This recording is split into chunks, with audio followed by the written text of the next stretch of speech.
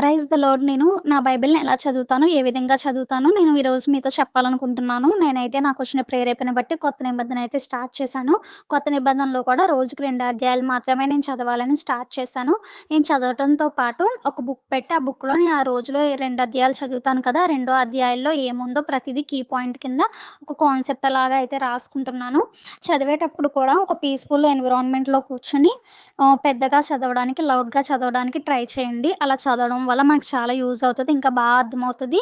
దేవుని వాక్యం కదా! ఇంకా దేవుడు మనతో ఎక్కువ విషయాలను, అనేక విషయాలను మనతో మాట్లాడతాడు.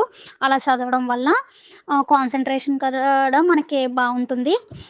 ఫర్ ఎగ్జాంపుల్ నేను మార్కు సువార్త తీసుకున్నాను. అందులో మొదటి అధ్యాయంలో మొదటి వచనం ఏమని చెప్తుందంటే, దేవుని కుమారుడైన యేసుక్రీస్తు సువార్త ప్రారంభము అని చెప్తారు. అంటే యేసుక్రీస్తు సువార్త ప్రారంభమైందని మార్కు సువార్త నుంచి.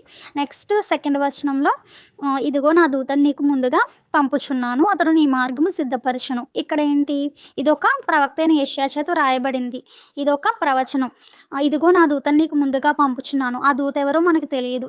అతడు నీ మార్గము సిద్ధపరచును. దేవుని మార్గమును అతడు సిద్ధపరుస్తాడంట.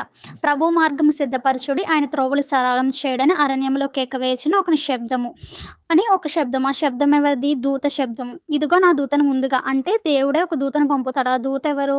అరణ్యంలో కేకలు వేయుచున్న ఒక శబ్దం. ఆ శబ్దం బాప్తిస్మిచ్చు యోహాను అరణ్యములో ఉండి పాపక్షమాపణ నిమిత్తం మారు మనస్సు విషయమై బాప్తిస్మము ప్రకటించుచు వచ్చెను. ఈ అరణ్యంలో కేకలు వేయుచున్న శబ్దము ఆ దూత ఎవరో కాదు, బాప్తిస్మిచ్చు యోహాను. ఈ 4 వచనాల ద్వారా మనకి ఏమర్థమైందంటే, యేసుక్రీస్తు సువార్త ప్రారంభమైంది. ప్రవక్త అయిన యెషయా ద్వారా చెప్పబడినట్టు దూతను ముందుగా పంపాడు దేవుడు. ఆ దూత ఎవరో కాదు, బాప్తిస్మిచ్చు యోహాను. అరణ్యంలో ఉంటాడు. ప్రభు మార్గం సిద్ధపరచుడు, ఆయన త్రోవలు సరళం చేయడని అరణ్యంలో కేకలు వేస్తూ దేవుని గురించి సువార్త ప్రకటిస్తాడు. ఈ 4 వచనాల ద్వారా మనకి ఏమర్థమైంది?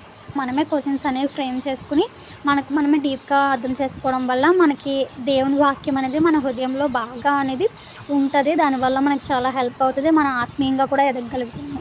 Thank you.